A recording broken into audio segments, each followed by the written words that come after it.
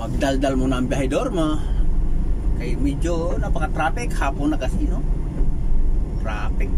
Sa bagay, kaunti na lang yung schedule natin kasi hinahataw na natin kaninang madaling araw, no? Wala na tayong kaba nga di ba tatapos. So yan nga ang schedule din susunod. Kasi pag umaga, mas maaga, mas mabilis yung ano. Pag traffic, ano talaga, hindi talaga mabilis ang ano natin. Kaya bawi-bawi lang, bawi-bawi. So grabe ngayon ang ano, social media kabahedor. Puro lang ano, puro lang buhaya ang naka trending ngayon, no? Sa investigation ngayon sa Senate, napakaklaro na talaga. Ang dulo nandoon talaga sa dalawang buhaya, no? Totoo ang sinasabi ni Bibi Sara na 2 tao lang ang humawak ng kaban ng bayan. Totoo pala.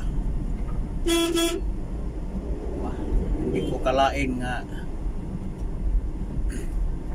bigla na lang pumutok tong issue na ito, di ba?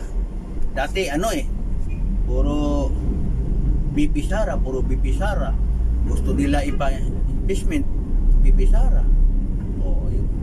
Talagang pinagtulungan nila lahat, no? BP Sara. Pero ngayon, tingnan nyo ano nangyari. Nakarma tuloy ang mga buhaya na yan, Mario Joseph. So, yan ang sinasabi ko. May karma din.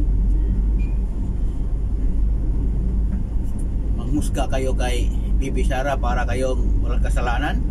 Kaya pala ang bilis niyo manghusga ni BP Sara dahil kayo pala ang may mga masamang loob. Kayo pala ang magnanakaw. Hindi na 100 of millions, billions na talaga. Mario Joseph. Ilan congressman ang nadawit ngayon? Tapos mayroon pang hindador daw. Uy, patay na. So yan mga kabahedor, pag gumawa ka ng mga kalukuhan, yun, dating panahon makarma ka rin, diba? Kasi bilog ang mundo tingnan mo yung mga legit nga mga negosyante, kaya ni Lucio Tan, ni Ramon Ang, diba? May-ari ng Robinson, diba?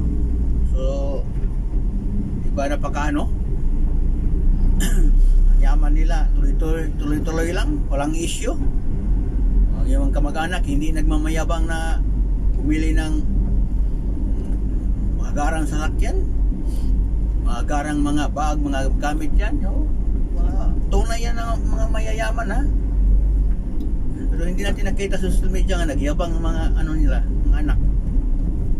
Yung mga anak ng mga magnanakaw, yung ang nagyayabang bili ng mga milyon-milyon ng mga relos, mga ano. Mario Joseph, sino yung magnanakaw, yung pang magmayabang. Ay nako, nayaw-yaw na tabahedor kasi traffic.